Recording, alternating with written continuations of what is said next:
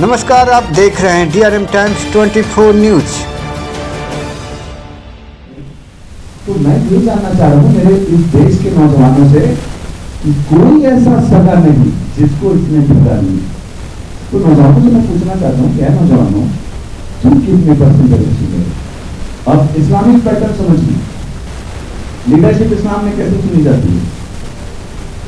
Leadership इस्लाम में ऐसे सुनी जाती है कि हमारे यहाँ कहा जाता है कि अगर 10 लोग बैठ के मीटिंग कर रहे हैं तो उसका एक अमीर बना लो, पहले एक उसका अध्यक्ष बना लो।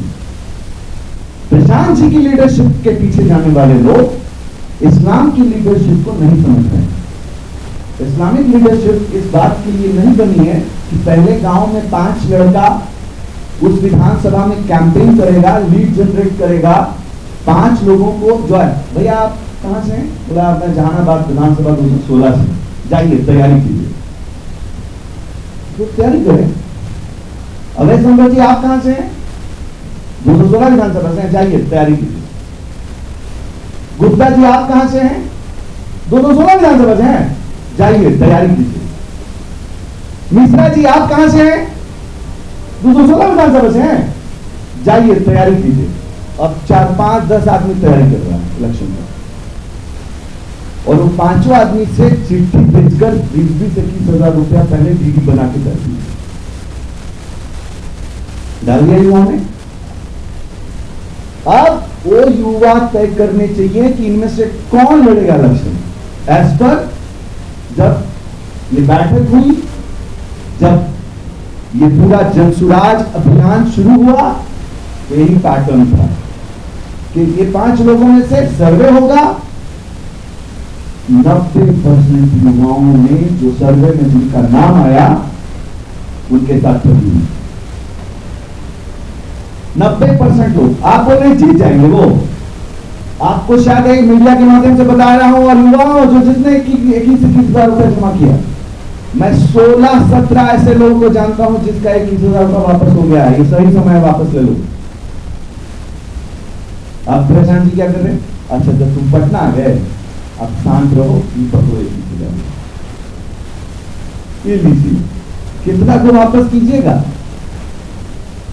शांत रहने के लिए 21,000 रुपया देना पड़ रहा है। जिसने 21,000 रुपया जमा किया था उसने कहा मैं भी आऊंगा अब आपके खिलाफ।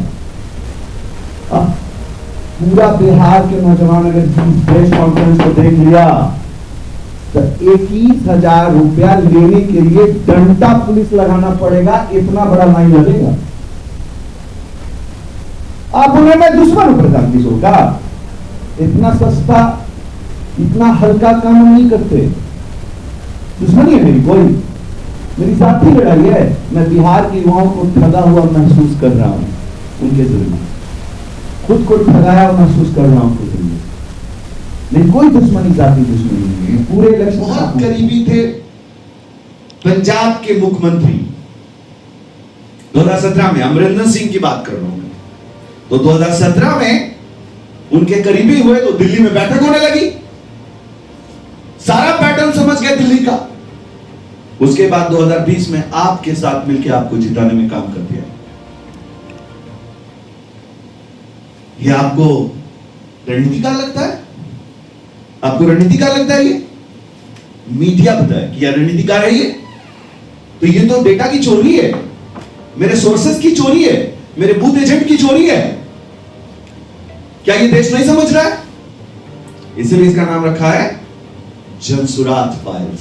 हो सकता है ये पैटर्न आपको समझ नहीं आ रहा हो, इसको रखते किनारे। 2 भविष्य खतरे में इस प्रेस कॉन्फ्रेंस के बाद आईपैक की दुकान में न चलने वाली है। और आईपैक अगर चलेगा तो एग्रीमेंट के साथ चलेगा कि जिसके साथ आप इलेक्शन कैंपेन करोगे 10 सालों तक उस राज्य में दूसरे पार्टी विपक्ष के साथ आप कैंपेन नहीं करोगे। अगर ये नेताओं तक पहुंच गया, ये डेटाबेस की चोरी का पैटर्न है। अब आइए पैटर्न क्या कहता है। 2015 में जेडीयू आरजेडी के साथ महागठबंधन में ना जेडीयू खराब थी ना आरजेडी खराब था। इस पैटर्न में 2017 में कांग्रेस के लिए कैंपेन किया, आपको जिताया। 2020 में 17-20 का पैटर्न। 2025 में टीवी के फिर डीएमके, यानी डीएमके के साथ रहे, टीवीके को जिताया। ये पैटर्न।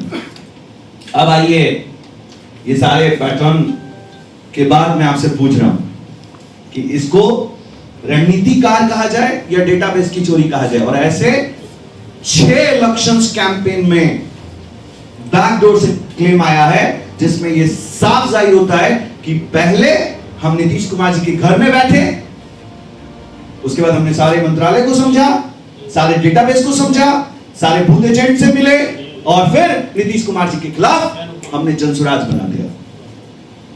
ये भी एक पैटर्न है। जब नीतीश कुमार जी 25 सीट से ज्यादा ले आएंगे तो मैं राजनीति छोड़ दूंगा। उसने नहीं छोड़ा, वो करे तो रासलीला, हम करें तो करेक्टर ढीला।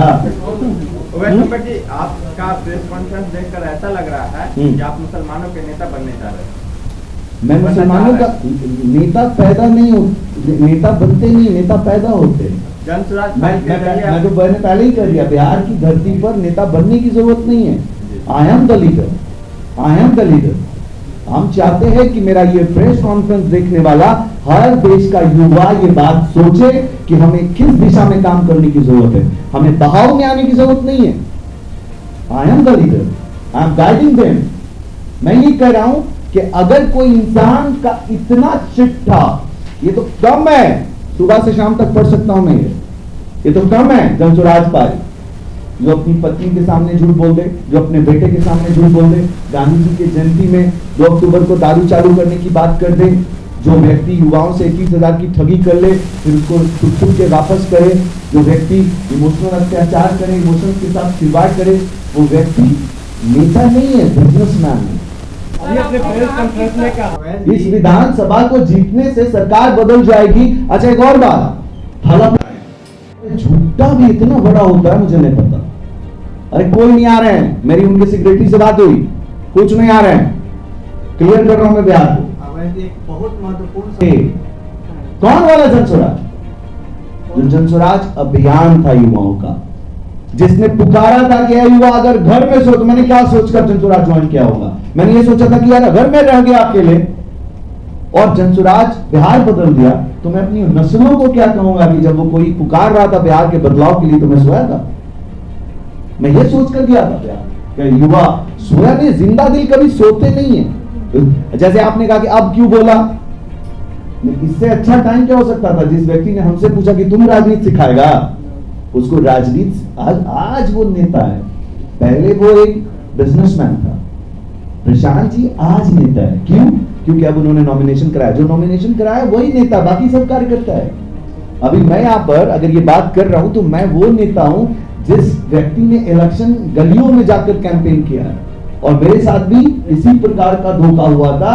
लालू प्रसाद जी ने थर्ड मोर्चा को विलुप्त कर दिया था। तो मैं इसीलिए हमेशा बोलता हूं, बिहार में अच्छे लोगों को लाने की जरूरत है, बिहार में अच्छे इंसान की तलाश है। बिहार को जिस तरीके से नीतीश कुमार जी ने सजाया है, वो व्यक्ति की जरूरत है बिहार को। आज अगर हमसे कोई पूछेगा कि इस सरकार में मुसलमान सुरक्षित है कि नहीं, तो मैं बोलूंगा तो पूरा अगर युवा प्रेस कॉन्फ्रेंस देख रहा है, जिसको आप वापस किए हैं उसका नंबर शेयर कर देते, आप जितना आदमी आएगा सबको वापस करते जाइए। ये क्या पैटर्न है इलेक्शन का? ये इलेक्शन है। अब आइए थोड़ा सा चलिए, मैं रणनीतिकार हूं भाई। पहले तो आपका जो रणनीतिकारी है वो पब्लिक हेल्थ सेक्टर में आपने डिग्री हासिल की हलफनामे के हिसाब से, रणनीतिकार नहीं है। ये दूसरा जो बड़ा इंफॉर्मेशन मैं आपके साथ ये जनसुराज फाइल्स का कर रहा हूं, वो इंपॉर्टेंट है उन सभी नेताओं के लिए जो नेता पूरे भारत से ये वीडियो देख रहे हैं। करंट पैटर्न देखिए, करंट पैटर्न क्या कहता है। इन्होंने एमके स्टालिन के लिए कैंपेन चीफ किया। एमके स्टालिन 2021 में कैंपेनिंग में इनको साथी बनाए। वहां जब आप कैंपेन करते हो, वकील बनते हो किसी के, तो मुजरिम अपना सारा कुछ बताता है कि मैंने क्या क्या किया, मेरा बूथ में मेंबर कौन है, मेरा डेटाबेस कौन है, सारे इनपुट्स आपको देता है। आपकी सहयोगी कौन है, मेरा जिला परिषद कौन है, मेरा जिला का मेंबर कौन है, ब्लॉक का मेंबर कौन है, पूरा पैटर्न आपको देता है इलेक्शन के वक्त, तब ना आप उस कंपनी में उससे काम करवाओगे। तो एमके स्टालिन साहब, अगर आप ये वीडियो देख पा रहे हो तो आपसे 2021 में डेटा लिया आईपैक ने, और 2021 का डेटा 2025 में टीवी के यानी थलापति जी को दे दिया। अगर आप पहले जीएमके के साथ थे तो एग्रीमेंट ये होना चाहिए था कि इसी राज्य में टीवीके के लिए आप कभी कैंपेन नहीं करोगे, या इस राज्य के किसी दूसरी पार्टी के साथ इलेक्शन का कैंपेन नहीं करोगे। ये एग्रीमेंट होना चाहिए था कंपनी के साथ। पिछले 10 साल तक, अगले साल तक नहीं करोगे। इसका कारण क्या है कि पहले मेरा डेटाबेस लिया और फिर थलापति जी को जिता दिया। तो इसमें कमाल क्या है? बोला हम रणनीतिकार हैं, इसमें कमाल है? तो धोखा है। दिमाग नहीं चल रहा क्या किसी का? अच्छा, हो सकता है ये पैटर्न गलत, तो चलिए हटाते हैं इसको।